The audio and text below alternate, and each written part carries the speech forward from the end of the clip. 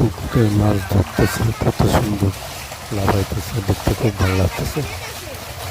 আসলে আল্লাহ তাআলার এই নিয়ামত অনেক জায়গায় অনেকেই দেখতে পারে না এবং কেউ খাইতেও পারে না।